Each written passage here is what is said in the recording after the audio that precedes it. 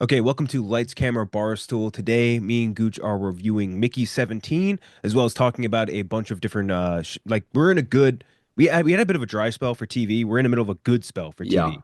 Lots of good TV I, happening I right now. thought I thought last year was a pretty bad, like one of the worst I can ever remember for TV. Yeah. I mean, Shogun, like a very good show.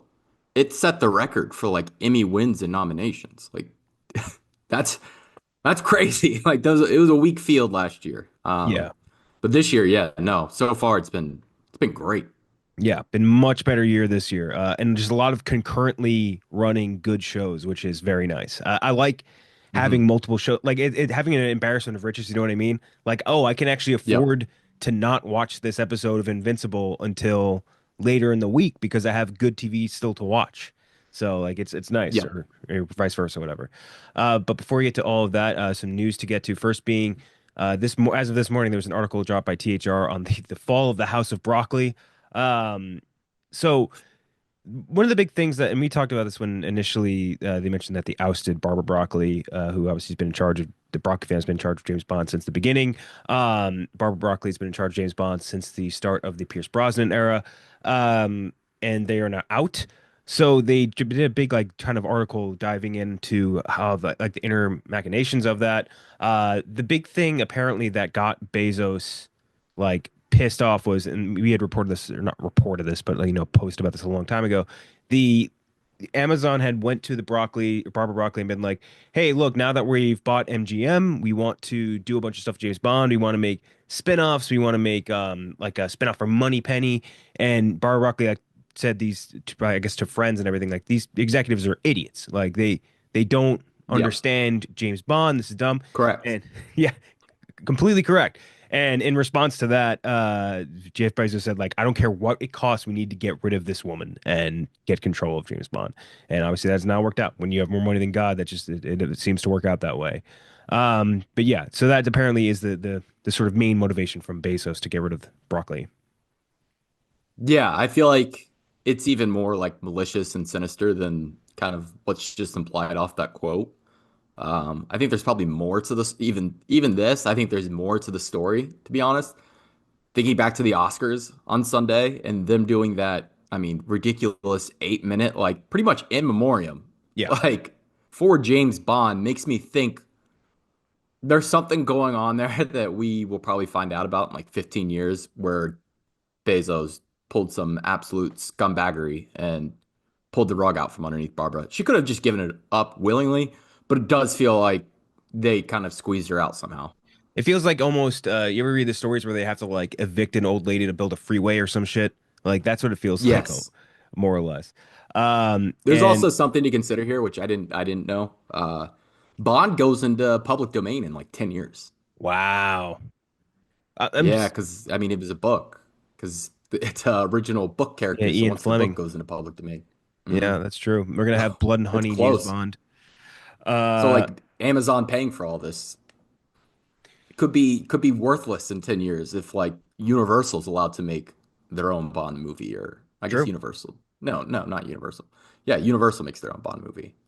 And there was also some other stuff that came out over like the last 2 days. Like apparently Edward Berger was really interested, like in advanced talks with Broccoli to make a James Bond. Which, by the way, he would make an amazing James Bond. I think he Hmm. has like the very similar sort of style to Sam Mendes. Like the way he Yeah, makes movies, like yep.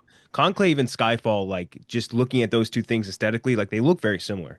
Like I think like Yes, very technical. yeah, very, very well made technical movies. And Osgood Perkins in an AMA was like, I'm never making a James Bond because fuck Jeff Bezos. Like, oh no, Osgood Yeah, Perkins is never gonna that's make a James Bond. Osgood Perkins being in the like on Reddit, like doing Q&As on Reddit is that's You incredibly can't on script that brand. better, dude. I mean, that man lives on Reddit. Yeah, and it shows. The something that's kind of mentioned in the article, the TH article, was Ben Svetke, that wrote it, and I think he made some good points in it. He does make, I think James Bond needs a facelift, right? Like I don't think that's like a crazy, Hmm. that's not a hot take. Like that is for Yeah. sure true. Like Barbara was like a great shepherd of the IP, but she wasn't perfect. Like there were things that needed to change. Yeah, and like not all the movies made under her were perfect either. And James Bond could Yeah. use like some updating, some just Mhm. make like bring us into like the new era of films and TV and whatever else that might mean. But at the same time, I think two things can be true in that Amazon is not good with big budget franchises. They just have not, they basically flopped everyone. They flopped Lord of the Rings. They flopped, they bought out Wheel of Time. They flopped that. They made the Citadel, spent billions of, but not billions, but millions and millions of dollars on it. Citadel got nothing in return from that. Like they spend a ton of money and really do not seem to have a full understanding on how to make a big budget franchise. And this is like one of the most like it's weird to say because again, there's way more bad James Bond movies than good James Bond movies. But James Bond is like a precious IP in Hollywood. You know what I mean? Like it is a very Yeah. precious thing to us. So it's I don't trust Amazon with it whatsoever. If I say the word spy, you immediately think James Bond. Like that's just he's an iconic character, even if he's not like a perfect franchise. I mean, most of these franchises, the big ones, are far from. I mean, Star Wars has like four good Oh yeah. movies. Um Um, but yeah, no, Amazon. I just do not trust Amazon with this. I do agree, like James Bond, whether it need to be updated to the modern day or even just like maybe they go retro and just make them set in the 60s to make it, try something different that they haven't done in a long time. yeah. I just don't trust Amazon with it. Like the Penny series, like you called that. I guessed a Q series. James Bond doesn't like just does not need that. Like it might work with Marvel, Star Wars to some extent, like even Lord of the Rings. I think there is an avenue where that can work. It doesn't. I just don't think James Bond is like a franchise where you can do the side character things, the spin-offs. I don't think you can do it. You could maybe do a young James Bond series, like maybe, The Kings you do like a but Kingsman or James something. Bond, it has to be centered. It has to be centered around James Bond. There's not Yeah. enough interest to go around. I could not agree more. And unfortunately that's kind of what we're gonna end up with, a lot of bastardized things. My only and I'll counterpoint to myself, like and they mentioned this in the article as well. Like it's not like unheard of that something where like how the fuck is this going to be a spinoff and it works like Penguin. Like Penguin is a great example. Like Mhm. like when you think of it on its face, like hey, we're gonna make a spinoff of the Penguin. Like you're kind of like I don't know. Like it should have been not Mhm. something that where like it should have worked, especially not to the degree in which it worked. So Mhm. maybe this ends up working out for them. I don't want to say that's like Yeah. a never thing, but I agree. I think Yeah. I agree Just with you. yeah. The key difference there is just like if HBO had the bond, like if HBO, Yeah. even like how shitty Warner Brothers is, like they do take big swings and sometimes they make contact. We'll talk about one of those big franchises here in a second, but Yeah. yeah, no, I just do not like on a fundamental level do not trust Amazon like one bit. Yeah. Yeah, we can actually talk about Harry Potter. There was two things. They're apparently courting who was it? Dowd, something Dowd. I know her as a person from Ozark, although she's in a bunch of other things. She Oh, looks oh, the from the McGonagall. McGonagall. Yeah, and you know what's funny is the first time I saw her face, I was like, that woman kind of looks like McGonagall. So that I think is a pretty spot on one. Here, After I'll get obviously the name 1 second. It is Janet McTeer. Janet McTeer, sorry, not Dowd. Janet Yes. McTeer for McGonagall. They obviously have cast John Lithgow, confirmed by our guy Liam over at Screenbright. Actually, that was a nice break by him. Mhm. And now, as like right before we started recording, Papa Asaidu was cast as Severus Snape, in the Harry Potter series. And this is just one of those things. Like in we talked about it for like a split second before we started. It just kind of sucks. I think it's a kind of like a sucky thing to do. And it's not like, oh, you could never cast someone of another race into a different role. That's never, I don't think that's the case at all. I do think that when you do this, it's going to now you open this actor up to just the worst human beings on the planet. The worst, absolute worst human beings on the planet. And the only like what do you gain out of it for Harry Potter? You know what I mean? Like are you like, oh well, we're moving Yes. away from J.K. Rowling. We're more socially progressive now. We're more, but yeah, but that comes at the cost of this actor who's now going to be harassed nonstop for the next God knows how long. And if he doesn't, and if this series doesn't work, he could be the best actor on the planet, perform Snape to a T, be amazing, all those things. If this series doesn't work out, which again, it's a Harry Potter series made on by Warner Brothers, like there's no guarantees that works at all. So if this series doesn't work out, he then gets shit on even more. So like I feel like it's just you put these actors into like a horrible position doing this. Yeah, no, it feels like someone in a boardroom was like, let's create some controversy around the show to drum up interest. And yeah, no, like it's one thing to cast and they could come out and say like they're trying to be progressive, but that feels so shallow and hollow. Very. Like that's not what they're doing here. They're trying to create controversy so people talk about this. I don't like no, I'm not familiar with his work at all. He was in what is it? Please, may I destroy you? What is it? May I May I destroy destroy you? you? Yeah. Or Yes, and The Outrun, which I still haven't seen. He could be a great actor. I know he's BAFTA nominated, Emmy nominated. Not familiar with his work. He could knock this out of the park, but he's not going to be given a chance by 50% of the viewing population, which sucks. And that extends to the series too. Then like people won't even give the show and other people's work on the show a chance. It's it's drumming up the word cloud because now people are gonna be like, "Ooh, woke Harry Potter, woke Harry Potter, woke Harry Potter." Like it's why do this is my the question. casting doesn't bother me. It's the conversation that the casting is going to create. Is like It's just in the fact it's not again, but that's also part of the casting call. It's like we want to yes, create that controversy. We want people talking about this. And then if people and then shit on the show, they're all the showrunners and all these people are gonna be like, oh, well, you hate the show because you're racist. And like it's just this horrible cycle. And I don't get it. And I think it's a shitty thing to do to actors. I think it's a shitty thing to for these. By the way, you'll look at the comment section of everywhere that's going to post. It's going to be the worst people you've ever seen in your life commenting on it. It's just a it's bad. It's bad across the board. yeah. But again, this guy, The only way now I'm thinking about it that it would even make somewhat sense for this casting is like Alan Rickman's Snape is just iconic. Like trying to follow that up is going to be damn near impossible. Like the only name I saw thrown around for it that could have done a job that I think people would have like given a fair shake would have been like Adrian Brody, but they're not getting fucking Adrian Brody. So yeah, that's out of the conversation. So trying to follow that up was going to be impossible. Maybe going in a completely different direction with that character can separate it from Rickman's performance. Maybe that's what they're thinking, but I doubt it. Like I'm just trying to like maybe give them the benefit of the doubt here, but I really just think it's like they're just trying to get people it talking. it is kind of weird to say like out of all the actors in Harry Potter's like Rickman's performance was the performance. You know what I mean? Like none of the kids, Yeah. like Dumbledore obviously switched castings a couple movies deep. Hmm. Like it was really he was like the most consistent thing throughout the series, and he's obviously an incredible actor, and it was a great role. But yeah, Yeah. it's I feel really bad for this actor. Again, I'm with you. I'm not like hyper familiar with his work. He could be like, knock Snape out of the park, but he's just going to be now opened up to this horrible Yeah. world of harassment. Which isn't to say you shouldn't do things like this as Hollywood, but like specifically if you're doing this big giant new like update on the franchise, it's like it's like that this is what this is going to do to this actor to people are gonna harass his family and shit. Like these are the worst humans alive, especially Yeah. franchise fans, but specifically Harry Potter fans can be the worst. Yeah. Yes. So just anyway, that's Harry Potter. Next we have Steve Carell is going to star in the Succession creators' first movie. Also stars Jason Schwartzman, Corey Michael Smith, Rami Youssef on HBO this spring.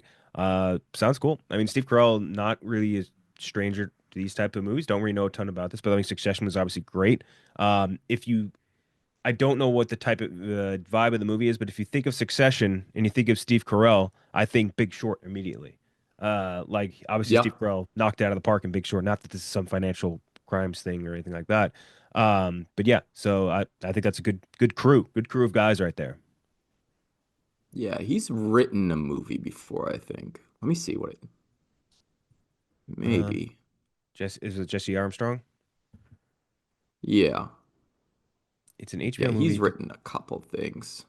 It's a group of billionaire But friends who get this is his first yeah. directing job on a movie. It's about a group of Um, billionaire friends who get together in the backdrop of rolling international crisis. Yeah, so I mean that's Steve Carell and Big Short.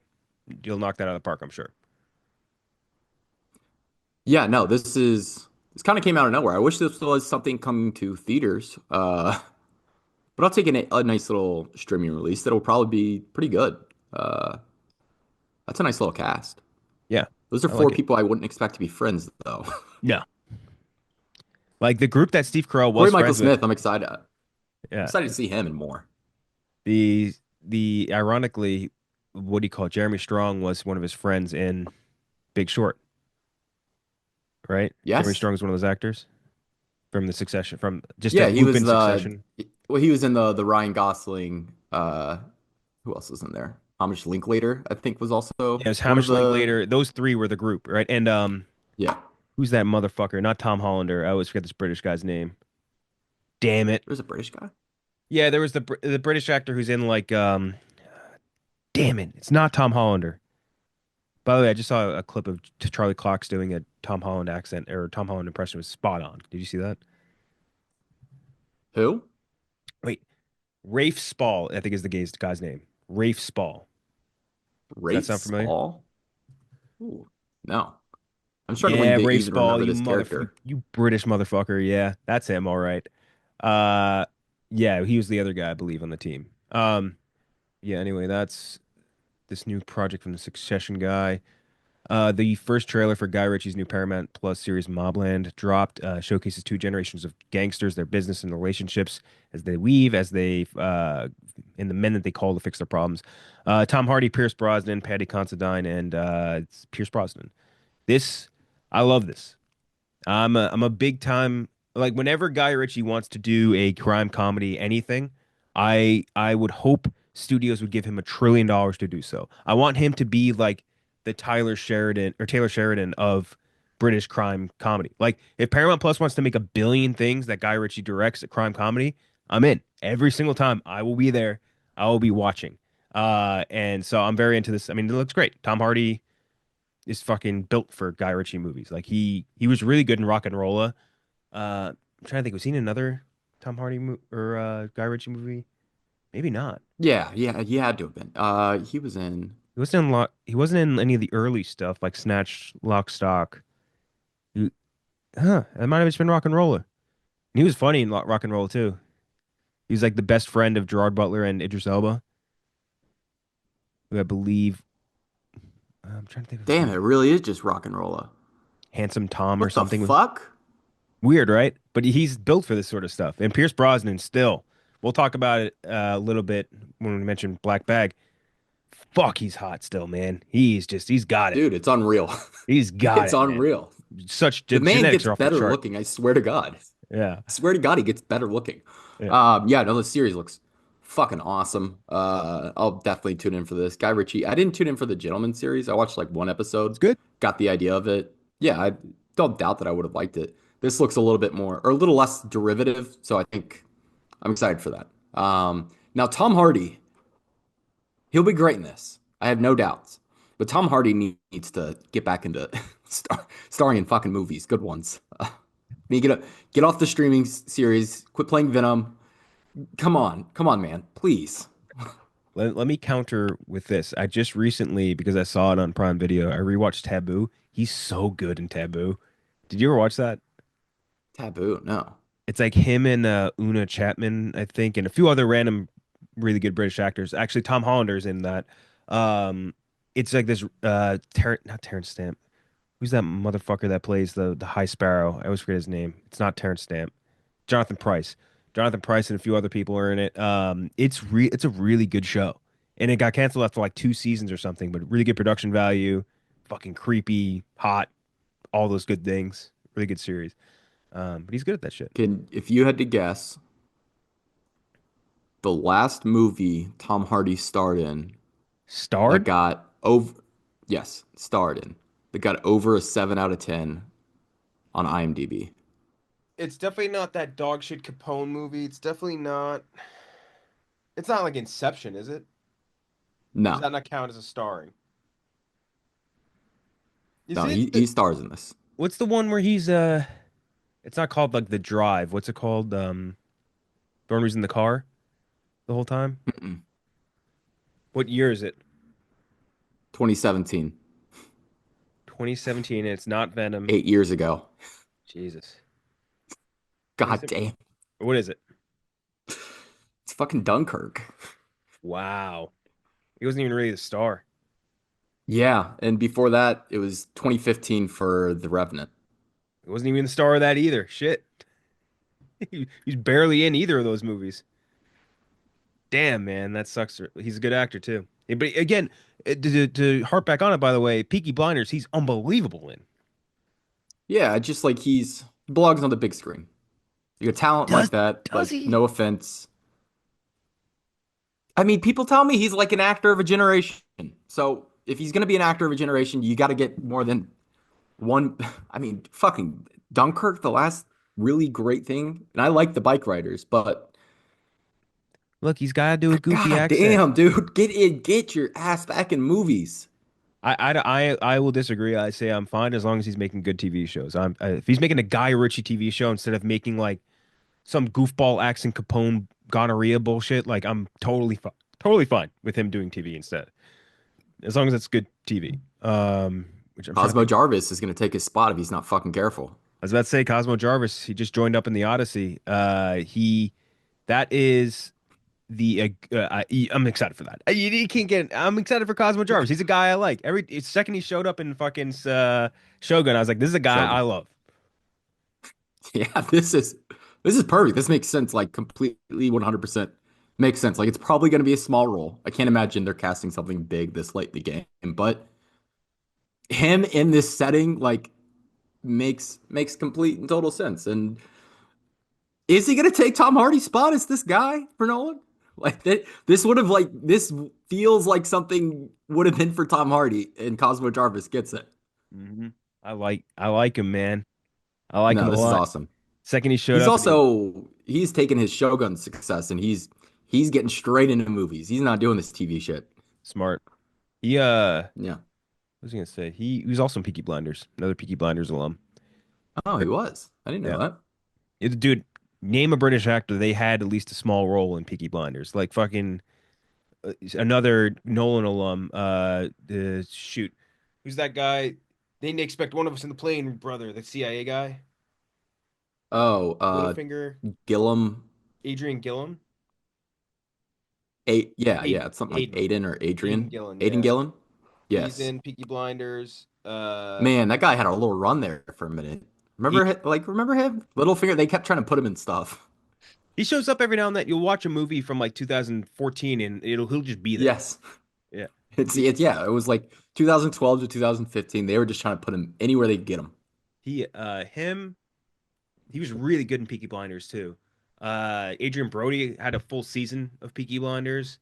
A whole bunch of random, really good actors just had like small By roles. the way, did you see that clip of some like parody movie that Adrian Brody starred in like 2010? Oh God, no. Wait. Wait, I is it gotta the one find it that so I don't. Brady Corbett or Corbett directed? No, no, no, no. Because he directed a goof like some insane screwball comedy that Adrian Brody was in. Let me see. Adrian Brody. Okay, wait. So this movie is from uh 12 years ago. So Okay. 2013. It's called Inappropriate Comedy. That's what it's called. Inappropriate, like app, Okay, I saw. I like an remember app on your seeing phone. the. I saw on Twitter just the poster of it. Yes, but he plays a character called Flirty Harry, which is just a gay parody of Dirty Harry. Okay, And instead of he says, "Go ahead, make me gay." that's kind of funny. That's kind of So funny. the clip is so funny. Let me see if I can find it. I'm on their Yeah. what do you call it? Their the trailer page for it. The top comment is actors who didn't get a role in movie 43 and ended up in this. Sounds right. Oh my God. But yeah. Anyway, shout out to our boy Cosmo Jarvis. So a lot of shows we could just give like quick thoughts on. Daredevil Born Again hmm dropped first. I think they dropped the first two, right? On Disney Plus. hmm Just the first two. Yep. I ended up just plowing through the entire series on the screeners that I had. It's awesome. It's really good. Picks up right where the last series left off. But at the same time, I don't think that you're like you're totally out of sorts if you haven't seen the series before, and then you just kind of jump right in. Also, like Robbie Fox has a really good recap video to Hmm. watch on that as well.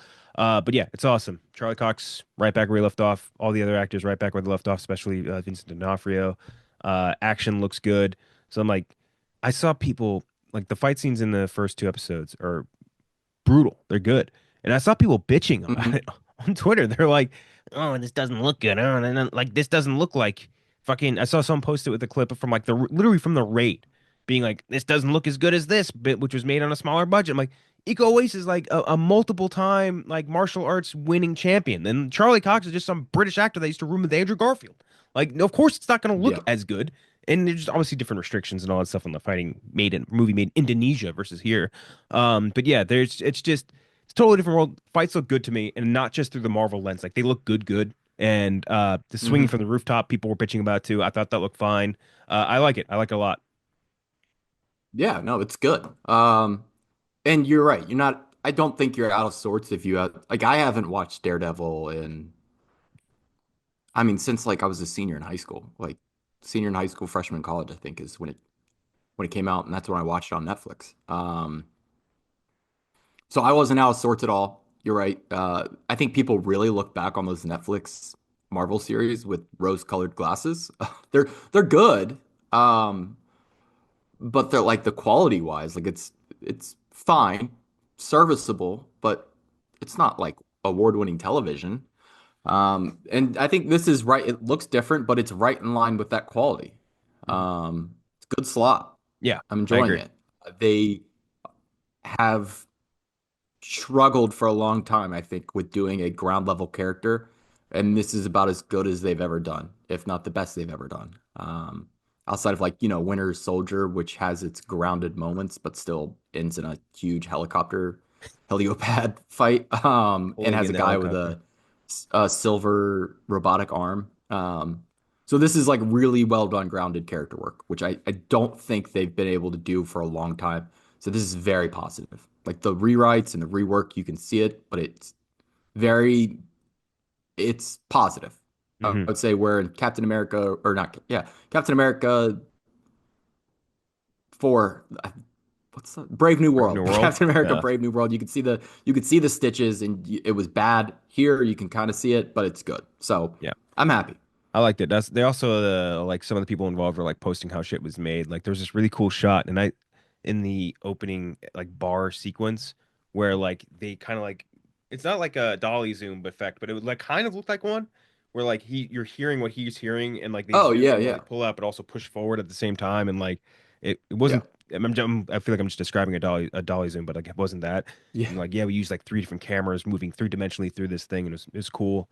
That was interesting to see. But yeah, like it so far. You're gonna like it more as it goes. There's a lot of like homages to other movies. I think episodically as you go. There's Hmm. one specifically, and I mentioned to you guys, very similar to like kind of Inside Man a little bit, which is a movie I love, Spike Lee banger. Hmm. Which I think a lot of people will resonate with it more too as it goes.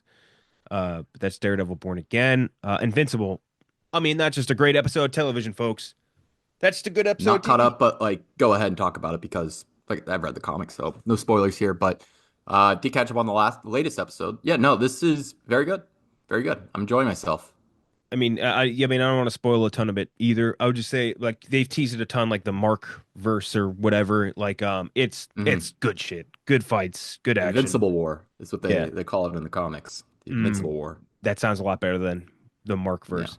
Uh, Uh, but really good. Steven Yeun having a blast, just voicing like 15 different iterations of the character.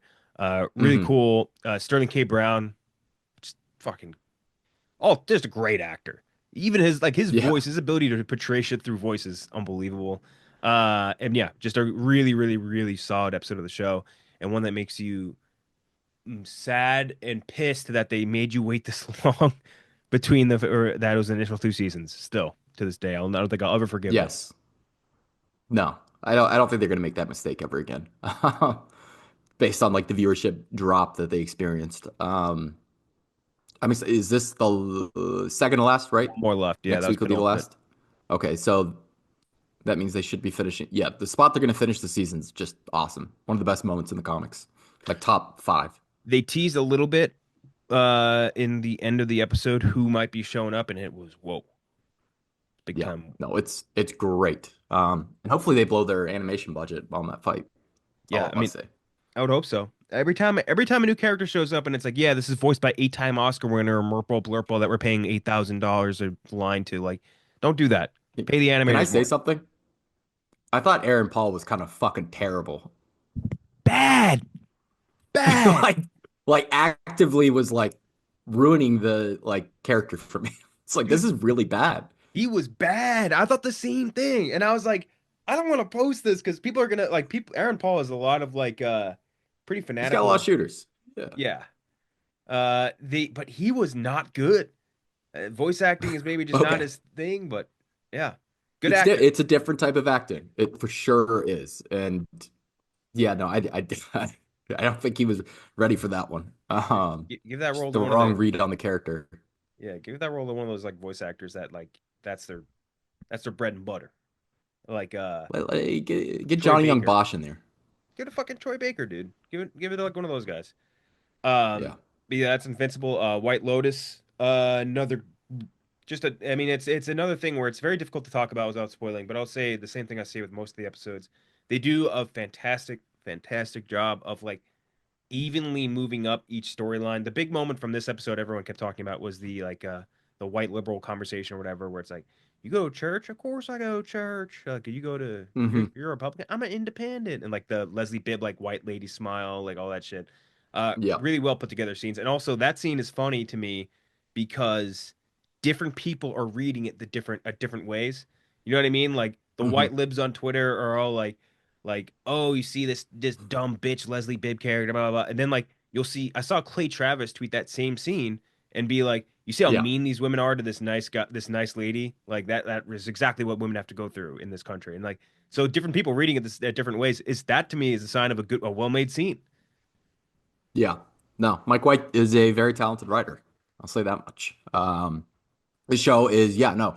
I think people are very much losing the plot on like what Why Lotus has been like through the first three seasons. This is the same pace it's been at Mm-hmm. every single year. It slowly builds every single season. People are like losing their goddamn minds that like we haven't found out who the killer is yet, or like the shooting hasn't happened Oh yet. It always no. is like the second to last or last episode. Oh yeah. It's always at the end. So people were expecting action. I don't know what to tell you. Now, positive side of things, Walton Goggins and Amy. I'm smitten with this relationship. Is that Mm-hmm. bad? This like They're 50 on toxic. with They're this. toxically perfect with for each other. I kind of want it to be just them at points. He's so mean to her, and I'm just like, well, fuck you. And then he's so nice, and I'm like, oh Yeah, then he's just like the like a piece of like putty. Like he's just the sweetest old man. yeah, Like he's like, snakes, even evil things don't deserve to be in yeah. cages. Like so sweet. Um, yeah, no, I'm enjoying myself. Yeah. Um, I need that the Southern family is about to just implode on themselves. Yeah, not maybe sexually. Yeah, I mean, maybe Hmm. Oh no, I love her. A Parker Posey accent kills me, dude. It's so funny. it's just not a real accent, but I've full 80 180'd on it. Me too, but only because in I will fully admit I blind spot to their high society Raleigh accent, but apparently it's spot on, and people were saying like, "Oh, this is pretty good," and I'm like, "Oh, Maybe. all right, sure." But every time she talks, she's like, "Oh no, we gotta get Yeah. out there!" Like it kills me. But good series looks beautiful too, even more so than seemingly usual. And also Mhm. the that actress Lisa showing up in the Oscars is kind of sick. She was really good. It's been really good in Yeah, everything. no. Lisa, Blackpink. Let's Yeah. go. Paradise's finale dropped. I forget. You watched? Did you watch Paradise? No, no, I'm not watching the show. I'm not gonna watch it. Okay, here's what I'll say about Paradise. They're like the second to last episode of Paradise is like one of the best episodes of TV I've seen in a while, like a long time. Like Okay. Yeah. it's spoiler alert, don't if you're not caught up at all into Paradise, it's 2 episodes ago. It's like the best on-screen depiction of the apocalypse I've ever seen. Like that includes all movies, all TV. Like as far as like I was watching it on the edge of my seat, like holy shit, this is what it would be like. Like this is scary. Like I'm feeling what they're feeling. It's a singular best, and I was super like blown away by how well that was made. Um, the first episode ends on an amazing cliffhanger. Like I think the third episode ends on an amazing cliffhanger. A lot of stuff in between is like a lot of like highs and lows, and the ending of it was the finale of it was kind of just like blah, kind of just Yeah. like Uh, and that's like upsetting. there's some characters that are like a little underdeveloped that I think are specifically there's one character, a Secret Service character that is very like I see what they're trying to do with her, but I don't think they gave her enough time with us as an audience to make her seem what they want her to be. They didn't give her enough writing. Maybe she's just not the right person for it. But yeah, she's there's other than that though, I would say I'm happy I watched the show. So I'm not a huge I'm not gonna hate on it. I liked it. And again, that's episode 7 was unbelievable. So I would say it's worth watching. I'll watch it. I'll watch it. I gotta watch a few things. I'll watch it after I watch Tulsa King on Paramount Plus. You're gonna give it second priority to fucking Tulsa King, which by the way is a good show. I'm gonna give it credit. Tulsa King's a good show.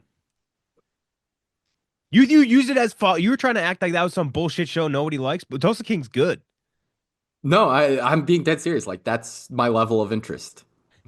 Oh, Like it's I'm Tulsa. not Okay. uninterested in it, Yeah. but like Tulsa King is that's about the level I'm at. I believe that's like Lenny Ball's favorite show, by the way. Which and again, good show. Uh that's You know, Sly Paradise. Stallone's got a movie coming out. I think he's this month, I think you're right. We talked like about that it. he wrote. I think we talked about it when we were like Oh doing wait, no, he wrote A Working Man. That's what it is. okay, gotcha. I cannot wait Wait, for that. right? Oh, I'm looking at the wrong thing. No? Okay. I was gonna say that even kind of seems Yeah, like yeah, yeah, yeah. Yeah, he did write A Working Man. okay. Anyway, that's Paradise. Black Bag I saw an early screening of that comes out So soon. jealous. It's So good, jealous. man. It's damn good. That's like Soderbergh in his serious bag. He is good, and no Mhm. pun intended. He is good at this shit. Like really tight, sexy. That sounded gross. But it is. It's like a very tight script, like sexy or like kind of erotic, Wet, wet, soaking wet, creamed up. grippy. Yeah. The it's like this erotic sort of like who done it espionage thing. Like it's funny, sexy. Actors are unbelievable. Like that's Michael Yeah. Fassbender. Like agent. Hey, you know what? We shit on you a lot. Good job. Good work today. You got him into a good movie. It's Soderbergh doing good shit. Looks beautiful too. Fascinating. The only thing I would say is I kind of wish there was like subtitles at certain points because sometimes the British Hmm. accent is just it's tough Oh, to understand. Yeah, especially when they're using kind of like British accent. they all do. It's like they No, like what type? Is it like thick Cockney? Like what is it? no, but like they all kind of have like slightly different accents, like Okay. depending on where they're from. But like they're whenever they use like technical jargon, I'm I was like trying to understand what they were saying and I got no clue. Hmm. Um, so but a very very good movie. Enjoyed it a ton. It's pretty well paced, I would say, and it is a really good wife guy movie. Michael Fassbender Oh, plays the ultimate wife guy in that movie, and it is a sight to see, and I loved it. Kate Blanchett's unbelievably good in it too. yeah. Oh, But I was about to say I'd be the biggest white guy ever too if my wife was Kate Blanchett. and who is it? Renee I always forget how to pronounce. Is it Renee Page Ellis? Is that it? Oh yeah, yeah, yeah. He was. He's really good in it. Remember when he was getting considered for Bond? I mean, after watching this, because the whole movie takes place basically around the like MI6 more or less. Like he plays a great secret agent. He is hot, Good, because he dressed to the remember how terrible nines. he was in The Gray Man Yeah, as an whatever, agent. whatever to the gray man, dude. But yeah, he is really, really good in it. Yeah, I can't think of many things I disliked. I laughed a lot screening it. I was in a screening with basically all of the New York City film critic crew, and including some people we don't like Armand White, I believe, showed up at one point. Richard Brody, those types. So yeah, but it was a good time, really good time. Really enjoyed the movie a lot, and I would highly recommend it. Anyway, now we can get into our actual review, Mickey 17. So This is one of, I would assume for both of us, definitely for me at least, highly anticipated movies of the year. It's Bong Joon-ho. It's Bong Joon-ho's movie after Parasite, which swept up at the Oscars, really threw him on the map. I mean, he's already obviously was already a very well accomplished director before that, but Parasite is like, holy shit, that is unbelievable, masterpiece movie, all those things. So we're thrilled for it. Robert Pattinson gets cast in it. We're all like, whoa, that's huge. Robert Pattinson's having his big comeback moment. Sci-fi, like totally kind of different sort of thing. I would say not totally different for Bong Joon-ho because he obviously had the host, but like, whoa, this is all huge, big budget, all that shit. Uh, so Mickey 17, what's the base synopsis? Mickey 17, known as an expendable, goes on a dangerous journey to colonize an ice planet. Again, Robert Pattinson, Stephen Yeun, the Mark Ruffalo, Tony Collette, Naomi Ackie, among many others. Cameron Britton, I didn't recognize him, but I kept hearing his voice, and I'm like, that guy sounds so familiar. And I was like, oh, it's big homie from Mindhunter. It's the guy who's ate his mom or whatever. Um, but yeah, so Mickey 17, high hopes. I would say this movie could easily be another director's best movie, no question. In Hmm. Bong Joon-ho's filmography, it's not my favorite. I would say it is two really good acts of a movie and a third act that is it sputters. It runs out of gas right around the two-thirds point and kind of sputters out to a finish, which is kind of sad. But at the Hmm. same time, it's try and keep in mind we're all doing this relative to Bong Joon-ho, not to other directors, other movies that come out this year. Relative to the Bong Joon-ho world, it was a little bit of a bummer. Yeah. Um, it's a good movie. It's a very fun movie. Um, it's definitely a movie and a script that's in his strike zone. Like it includes a lot of the earmarks of like things he wants to talk about, especially like there's a lot of commentary on late stage capitalism and Class, yeah, um, yes, class warfare, things like that. So it's not out of his like realm of capabilities.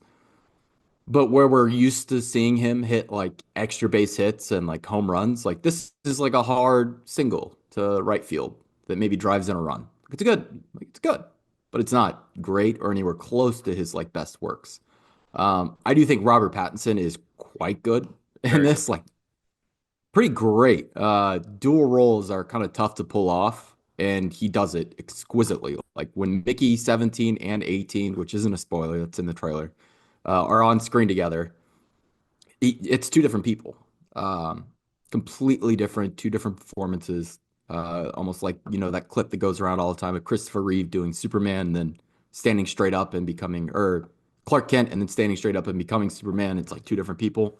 That's what you get here with Robert Pattinson. Just textbook, great performance. Naomi Ackie, another great performance. Good Lord, did she look good in every single little sci-fi tech space outfit that they put her in. Yeah, Goddamn. Mark Ruffalo was the worst part of this movie for me. I don't know about you. dude, people loved that Um, performance, and I was kind of like, I, I just don't like. I think he might be just like a spot for me where I just really do not care for him hardly ever. And him let, doing like a very clear like he's doing a Trump. It just like I let do me think this movie was definitely made when they thought like Trump was going to lose a second election. yes. Like there's a lot of stuff in there where I'm like, oh, they definitely were like banking on him losing here. Let me ask you something, and this is something that I really came away with was like I think the cast was good, the supporting cast around Robert Pattinson. Like I wouldn't cast anyone else in Robert Pattinson's spot.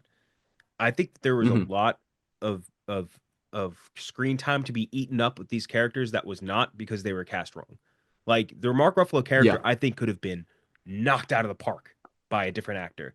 I think Ruffalo was good. Like I wouldn't say like worst part of the worst actor in the movie maybe, but like again relative scale. Yeah. I But told you that could be a thing for me. Like, where I no, don't I like agree him. with you because like watching the whole movie the whole time, just kind of knowing how insufferably political he is, like in knowing how happy he was to play like his own little rendition of Trump was pissing me off What's for sure. the thing with him Like and how Oliver how Stone happy with and himself he must have Olivia been. Wilde?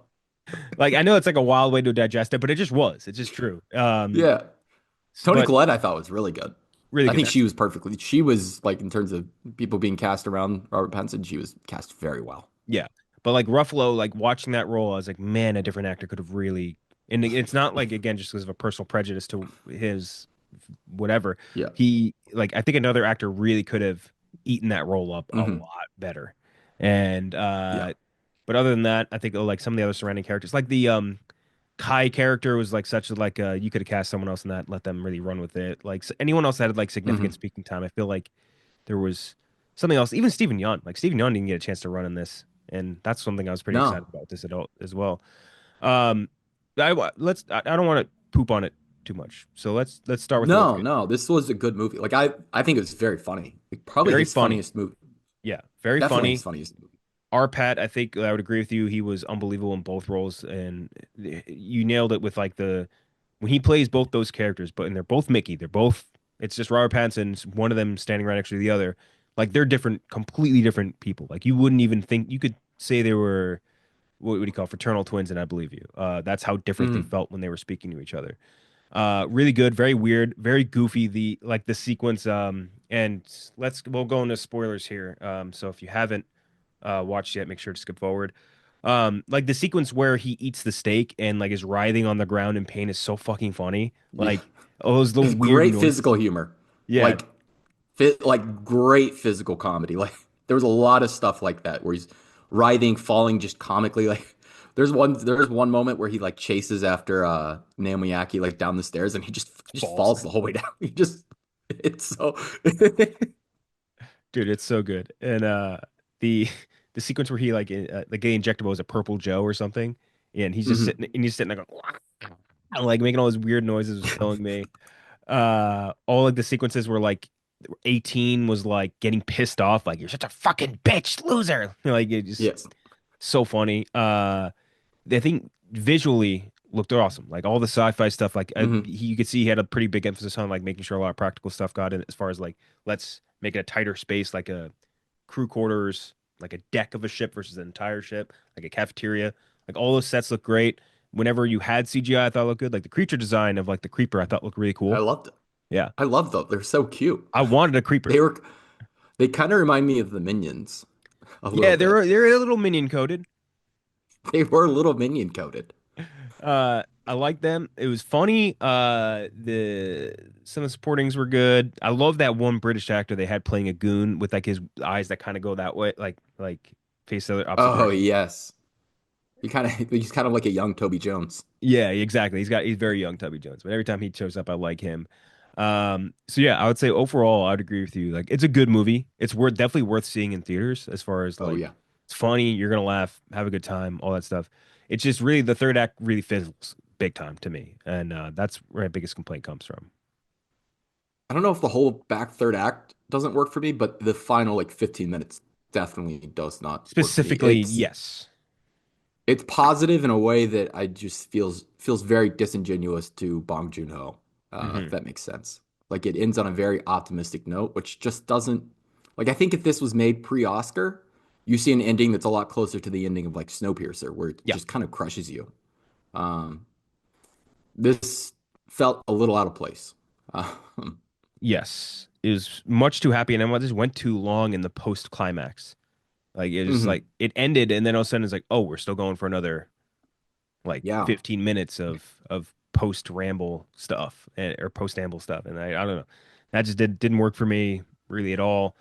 And I do think there are some points throughout this movie where a few people got involved that were involved, including Bong Joon-ho, kind of got lost in the sauce a little bit, where it's like, Mm. here's a very on the nose speech from Naomi Aki about like you know exactly what scene I'm talking about. She's like, "You're the one who fucked this all up. It's your fucking fault." Yeah. Like that some scenes with Mark Ruffalo felt a little ham-fisted, like all the red imagery, all like the just like a lot of Yes. like like not I would say what do you say what's the word where like so it goes against their normal routine, like unhabitually like lack of like just the lack of subtlety. I don't think was very Bong. Like Bong is usually pretty good at like being Yeah. loud in the right moments and being quiet in the right moments, and like that was some moments throughout the movie didn't feel like they had that stroke that Kind of same felt like Bong Joon-ho doing like a Paul Verhoeven movie, like closer to that very for like sure. just very on the nose at points. Not as loud as like Starship Troopers, but like pretty close. Like, Yeah, like RoboCop. yeah. So again, I think it's a movie worth seeing in theaters for sure. I would say it's not up to his standards. Although at this point, and I don't know if you disagree with me on this, I think that it has led me to the conclusion that I would much rather Bong Joon-ho make just Korean language movies because his three Yeah. weakest movies in his filmography are Okja, Snowpiercer, Mickey 17. And his Korean movies, all the Korean language movies he's made have been incredible to masterpiece, right? Level movies. And now it's very easy for us to say, right? Or us to ask or Hmm. whatever. Because oh, I can either keep making movies in Korean language for Korean theaters, which aren't going to get presumably as wide of a release, make as much money in America, or I can go to an American studio who will give me millions and millions and millions of dollars, both as my paycheck and to make my movie, and they will open this world to this giant talent pool of English speaking actors. So it's easy for us to say, but at the same time, like his Korean movies, Korean language movies are incredible. Every single one of them is either amazing or a masterpiece, and his English language ones are just kind of like I don't know. Maybe he thinks very low of They're us. great. I do think his English movies are great, It's just not on the but same level as those other movies. Again, this is they're all very relative different. conversation.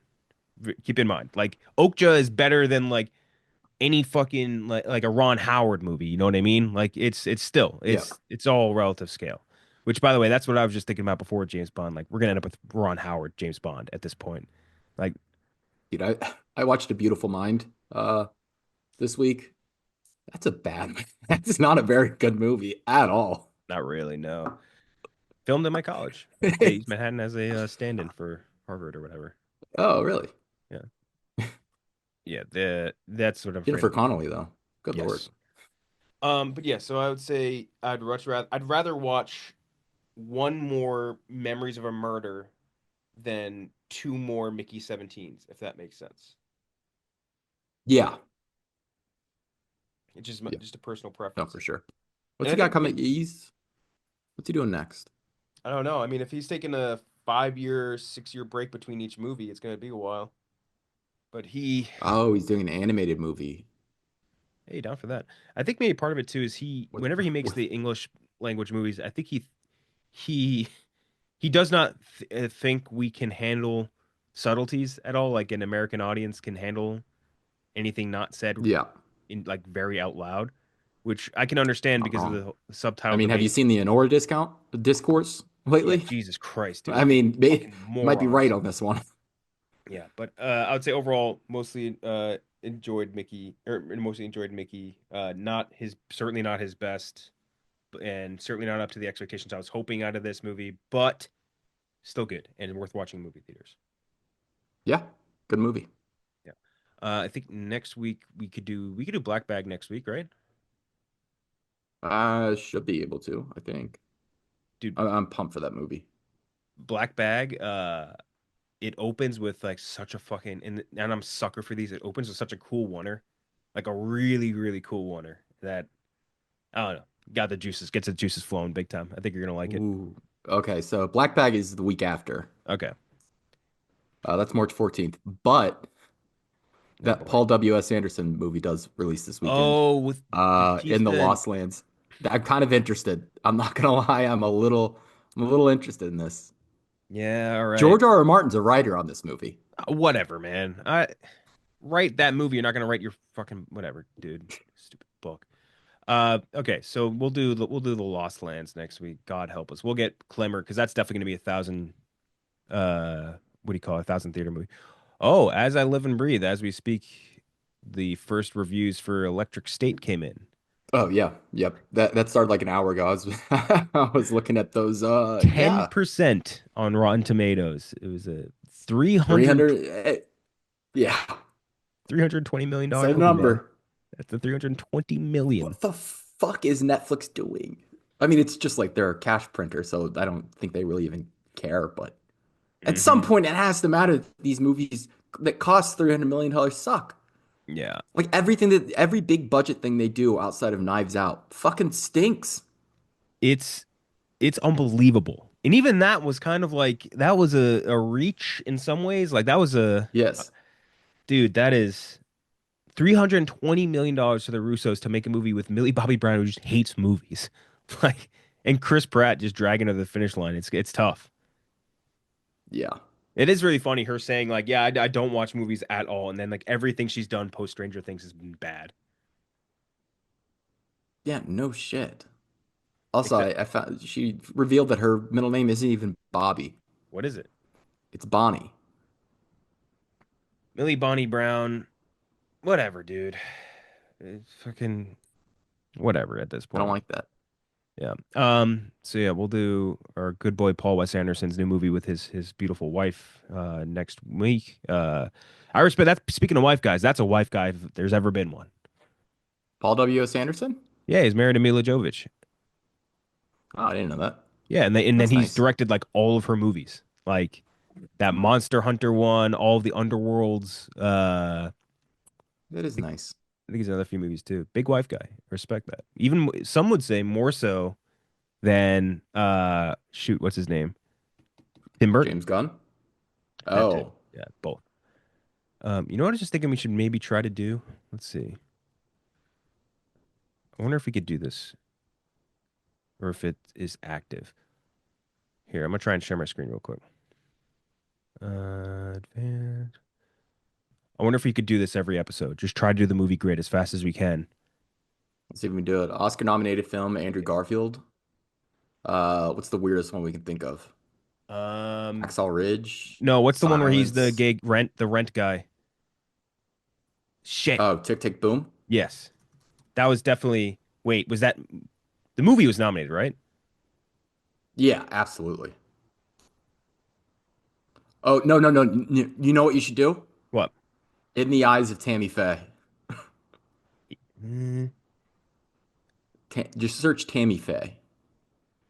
oh, just the eyes of Tammy Faye. Nice. Yeah. Andrew Garfield, three or more word title. I mean, Ooh. Tick Tick Yeah, Boom the could work there. Spider-Man. Do you think anyone's guessing Tick Tick Yeah. Boom? Or actually, let's not Yeah, do let it fast as we rip. can. Let's try and get rarity. Rarity should be the idea here. Andrew Garfield. Has he had any voice acting roles? Good That feels question. like a voice. Tick Tick. I like. I'm trying to think if there's something maybe where we could do. No, nothing expensive. Under the Silver Lake. Okay. Yeah. I don't think anyone's guessing that.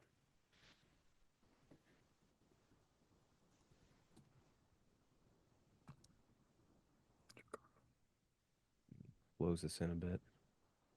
That was good. Okay, released from 2005 to 2025. Silence? That too famous? Tick Tick Boom might be even less famous. Yeah, Only try movie Tick people Tick know Boom. that. Yeah, but only movie people play this. True. That's a great point. Not bad. There we Saoirse go. Ronan, Oscar-nominated film Atonement. Yeah. That or Brooklyn. That Brooklyn or was the Blitz? What Blitz wasn't nominated. Little Women was nominated, right? Little Woman would probably be like the number one guess thing. Yeah. What do you think? Atonement or Brooklyn? Brooklyn is probably Let's see more. what are the other ones? Well, she won Yeah, for okay, Brooklyn, yeah, right? yeah. Or something, or the Hmm. yeah. So maybe Yeah, try Atonement. Atonement. fuck, man. Okay. Three word more word title. Uh It's a weird try one. See How They Run. Oh boy.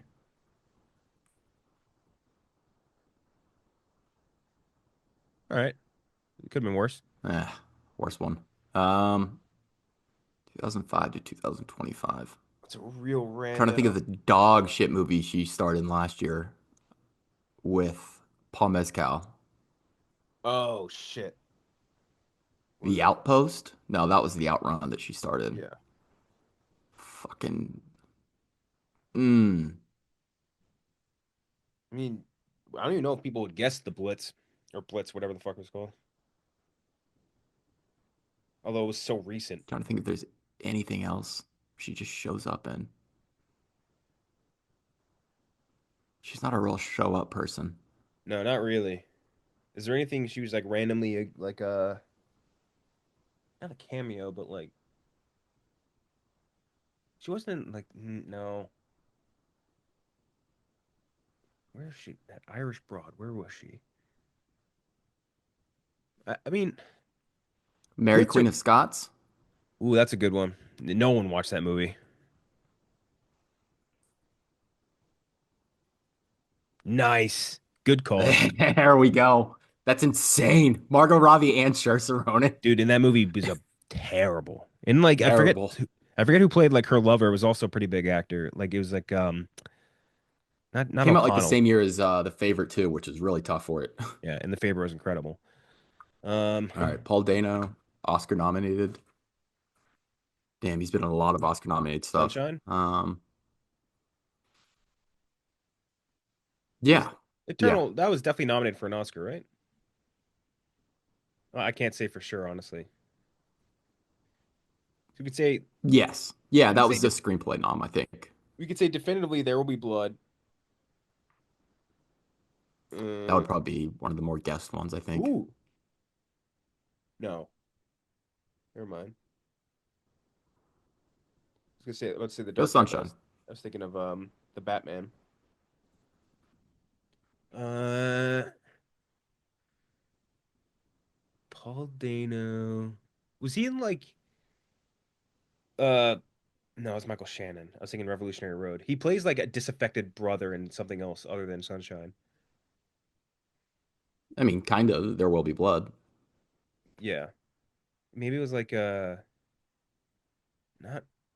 Revolutionary Road. Was it like Wildlife or was it he directed that? That was Jake Gyllenhaal and I'm blanking. or Jake Gyllenhaal and all right, fuck it. He wasn't in Think, Prisoners wasn't you think? nominated. Do you think Dumb Money was nominated for anything? No. No. Fuck it. Let's just do No Country. Or not No Country, sorry. There we go. Damn, whatever. Three Oh, word or more title. This should be easier. Uh, hmm. maybe not. It's a real random Paul Dano appearance.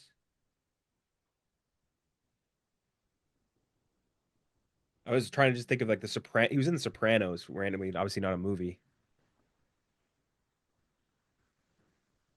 It's a three Maybe word. we should have saved There Will Be Blood. Yeah. Well, we could do this first. So, oh, Eternal Sunshine. Duh. Right? Okay. Yeah.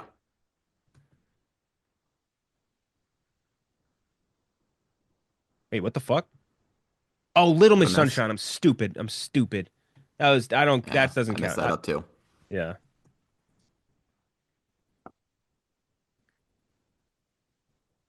Keep going. Dumb Money. Show Batman. me Dumb Money. Dumb.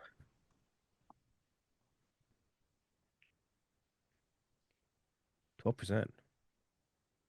All right. It's Tick tick fine. boom, Lady Bird. Lovely Bones. That's a good pull. That's 29% though. Damn. I thought that was a good pull. It really wasn't. A lot of Gen Z people playing this. I wonder who's on the TV one. Ooh. Yeah, useless for this. All right. I think I could speed run this. Uh, one word title. Ignore it. So, The Wire. Uh, huh.